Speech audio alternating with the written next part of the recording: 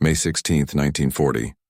President Franklin Roosevelt stands before Congress with a request that will reshape American industry. He's asking for 50,000 aircraft and a massive expansion of ground forces. But behind closed doors at the War Department, a more urgent crisis is unfolding.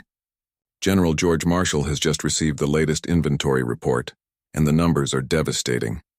The United States Army possesses 464 tanks, not 464 modern tanks, not 464 battle-ready tanks, just 464 tanks, period. Most of them M2 light tanks with 25mm armor and 37mm guns, already rendered obsolete by the war raging in Europe. 2 weeks earlier, on May 10th, German armored divisions had crashed into France with a force that stunned the world. The French army, equipped with over 3,000 tanks including the heavily armored Char B1, was supposed to hold. The Maginot Line, that engineering marvel of fortifications, was supposed to be impregnable.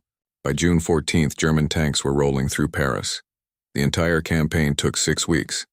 American military attachés sent frantic cables back to Washington. The future of warfare wasn't infantry charges or static defenses.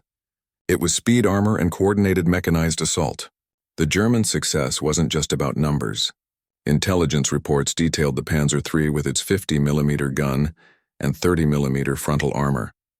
The Panzer IV with its 75mm cannon, capable of destroying fortifications. These weren't experimental prototypes. They were proven weapon systems that had conquered Poland in 27 days and were now dismantling the French army. America's M2 light tank, by comparison, was a relic. At 10 tons, with armor that could be penetrated by anti-tank rifles, sending American crews into battle with these machines would be sending them to their graves. General Adna Chaffee, chief of the newly formed armored force, had been warning about this exact scenario since 1938. Now his warnings were prophecy. On July 11, 1940, the Ordnance Department received its marching orders. Design and produce a medium tank capable of matching German armor, and do it fast enough to matter. The Aberdeen Proving Ground in Maryland became ground zero for America's crash program in tank development. Engineers pulled double shifts. Design proposals that would normally take months to review were evaluated in days. The problem wasn't just designing a better tank. America had to build an entire industrial ecosystem capable of producing thousands of them. The clock was ticking, and everyone knew it was only a matter of time before America entered this war. The American Doctrine, Volume. The meeting at Aberdeen Proving Ground on August 29, 1940, established a principle that would define American tank production for the entire war. Speed trumps perfection. Major General Charles Wesson, Chief of Ordnance, laid out the doctrine in brutally simple terms. German engineers were pursuing the ideal tank: perfectly sloped armor, optimal gun placement, revolutionary suspension systems. That pursuit took years. America didn't have years. The Ordnance Department needed a tank that was good enough to fight, simple enough to build, and fast enough to produce in numbers that would overwhelm any technical deficiencies. This wasn't ignorance or laziness. It was calculated pragmatism, born from studying how wars were actually won. The engineering teams pored over reports from Spain's Civil War, where Soviet T-26 tanks had been tested in combat. They analyzed the fall of Poland and France. One pattern emerged. The side that could field more tanks, maintain them in the field, and replace losses quickly had a decisive advantage over the side with technically superior but scarce machines. A single perfect tank meant nothing if it took 3 years to design and could only be produced in limited numbers. 1,000 decent tanks could decide the outcome of entire campaigns. The German approach was everything American doctrine wasn't. When the Heereswaffenamt, the German Army Weapons Agency, commissioned a new tank design, they demanded technical excellence. The development of the Panther tank, which wouldn't enter service until 1943, involved extensive testing of sloped armor angles, debate over engine specifications, and competitive bidding between manufacturers. Daimler-Benz and MAN submitted radically different designs. Army officials argued for months over which approach was superior. Every component had to meet exacting standards. The transmission alone went through multiple redesigns. This was precision engineering at its finest, and it was glacially slow. American engineers made a fundamentally different choice. Rather than design the perfect tank, They would design an adaptable tank. The specifications drawn up in late 1940 prioritized modularity. The gun mount needed to accept different weapons as they became available. The engine compartment had to accommodate various power plants depending on what suppliers could deliver. Armor would be adequate but not exceptional, thick enough to stop most anti-tank weapons of 1940, knowing full well it might be inadequate by 1943. The trade-off was explicit. Accept limitations now in exchange for the ability to iterate and improve rapidly in the field. This philosophy had a precedent in American manufacturing, Henry Ford's assembly line. Ford didn't build the best car. He built a car that was good enough and could be produced in revolutionary numbers. The Model T wasn't refined or luxurious, but 15 million of them changed America. The Ordnance Department was betting that the same principle applied to tanks. One genius tank designer couldn't win a war. 10,000 factory workers with standardized blueprints and interchangeable parts could. 90 days to the M4 February 1941, Rock Island. Arsenal in Illinois becomes the center of American tank evolution. The Army had rushed the M3 Lee medium tank into production just months earlier, and already it's clear the design is fatally flawed. The 37mm gun, mounted in a fully rotating turret, sits on top of a 75mm gun mounted in a sponson on the right side of the hull. British crews testing the M3 in North Africa are calling it a mobile coffin. The high profile makes it an easy target. The sponson-mounted gun can only traverse 15 degrees, meaning the entire tank has to rotate to aim. Worse, the riveted construction turns into deadly shrapnel when hit by armor-piercing rounds. The M3 Lee is obsolete before it even reaches the battlefield in significant numbers. William Knudsen, the former General Motors president now running war production, doesn't waste time defending a failed design. On April 11, 1941, he assembles a team at Aberdeen Proving Ground with a seemingly impossible mandate. Fix everything wrong with the M3 and do it in 90 days. Leading the effort is the Detroit Arsenal Tank Plant, a facility that doesn't even exist yet. Chrysler is building it while simultaneously designing the tank it will produce. This is American industrial improvisation at its most audacious. The engineers aren't starting from scratch, though. They're performing what we'd now call rapid iteration, keeping what works, ruthlessly cutting what doesn't. The breakthrough comes from embracing modular design principles.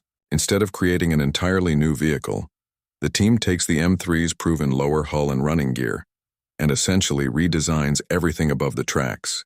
The sponson-mounted gun disappears. A new larger turret gets designed to mount the 75mm gun with full 360-degree rotation. The height drops by over a foot.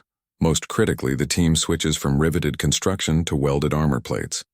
Welding not only strengthens the armor, it eliminates the rivet failure problem that turned M3 interiors into shrapnel chambers when struck.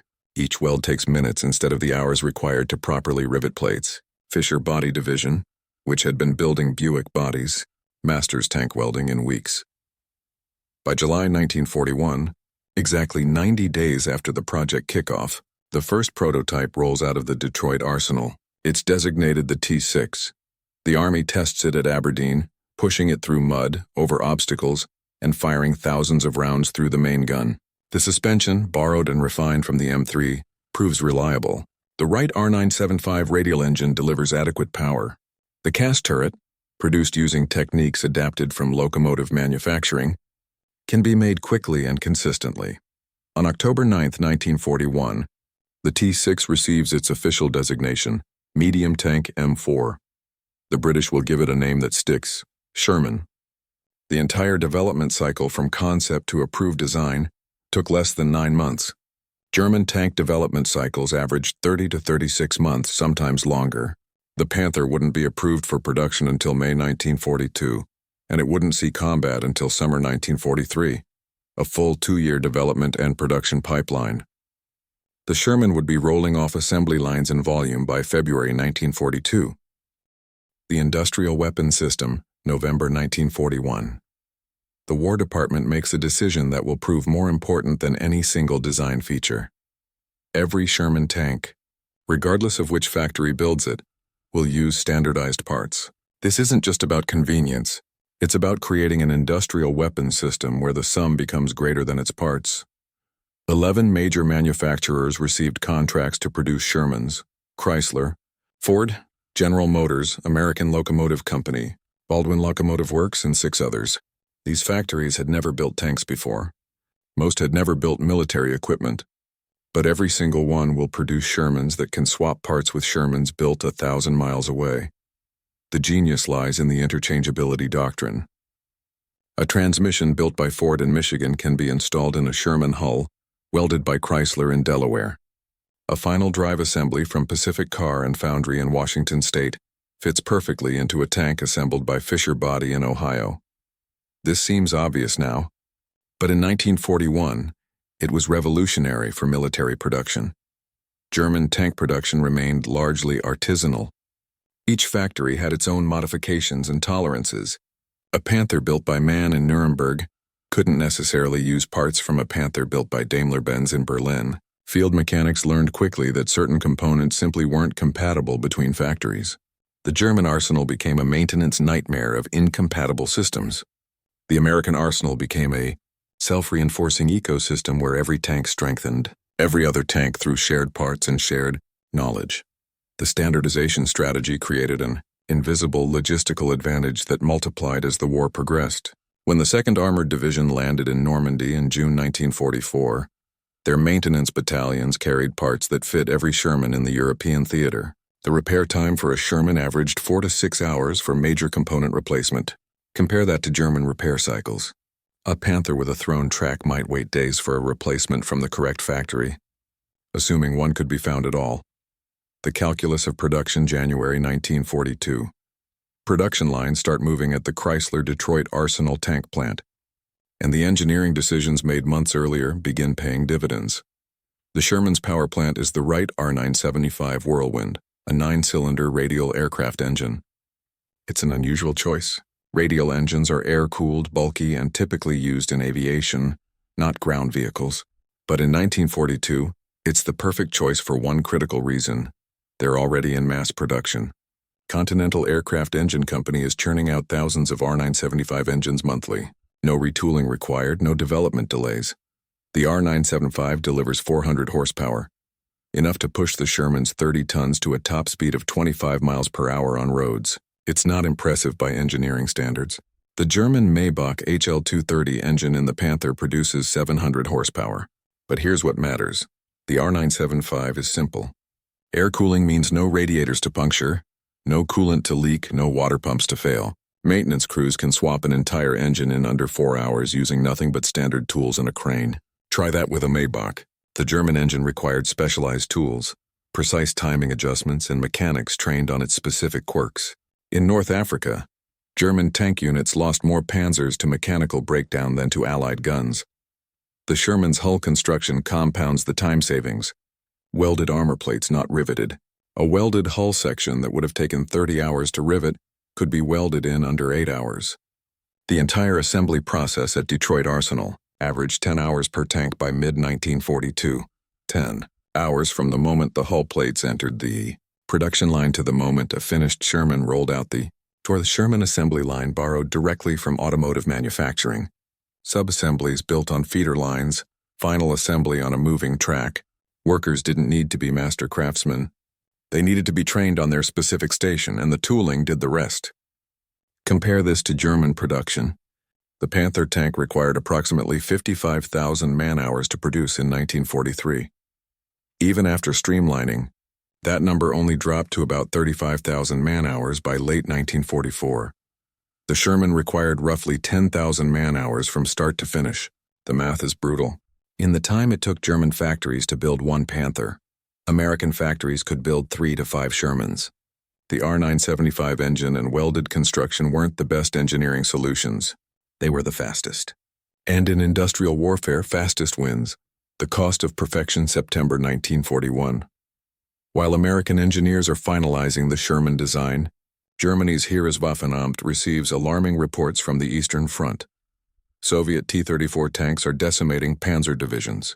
The T-34's sloped armor is deflecting German 50mm rounds, and its 76mm gun is punching through Panzer IIIs and IVs like paper. Hitler personally orders the development of a medium tank that can counter the T-34. What follows is a masterclass in how perfectionism kills speed. The competition between two major firms, Daimler-Benz and MAN begins immediately. Daimler-Benz submits a design that closely mimics the T-34, practical, buildable, and could enter production relatively quickly. MAN's design is more complex. A front-mounted turret, a gasoline engine, and armor sloped at 55 degrees from vertical for maximum deflection. The deliberation process stretches from late 1941 into early 1942. MAN's design wins approval in May 1942, 8 months after the initial request, but approval doesn't mean production. The Panther requires specialized tooling that German factories don't have. The sloped armor plates can't be stamped. They must be rolled and welded at precise angles. The interleaved road wheel suspension, designed for superior cross-country performance, requires machining tolerances that slow production to a crawl. The Maybach HL230 engine is a marvel of engineering and a nightmare to manufacture. Cylinder blocks crack during casting. Crankshafts fail quality control. Delivery schedules slip month after month. The first Panther finally rolls off the MAN production line in January 1943. 16 months after Hitler's initial order. It's an impressive machine, but it's plagued with problems. The transmission, undersized for the tank's weight, fails constantly. Engine fires break out due to fuel system leaks. Of the 250 Panthers rushed to the Battle of Kursk in July 1943, nearly 200 break down before seeing combat. Many simply catch fire during the approach march. Even after the initial bugs are worked out, Panther production never reaches efficient scale. Total monthly production across all German factories peaks at roughly 380 Panthers. Compare that to Sherman production in the United States, 2,200 tanks in July 1943 alone. The German pursuit of technical excellence created a weapon system that was undeniably superior in one-on-one combat, but could never be produced in quantities sufficient to affect strategic outcomes. The 3-year development and production cycle meant the Panther arrived too late and in too few numbers. The battlefield math June 6, 1944. As Allied forces stormed the beaches of Normandy, the mathematics of tank production translate into battlefield reality. By D-Day, American factories have produced 49,234 Sherman tanks. German factories have built approximately 6,000 Panthers and 1 E-300 Tigers combined. That's an 8.1 ratio before a single shot is fired. But the real disparity becomes clear when you factor in availability rates, the percentage of tanks actually combat-ready at any given moment. The Sherman's availability rate in Normandy hovers around 85%. Out of every 100 Shermans shipped to Europe, 85 are operational at any given time. The Panther's availability rate tells a different story, roughly 35% to 40% in the summer of 1944.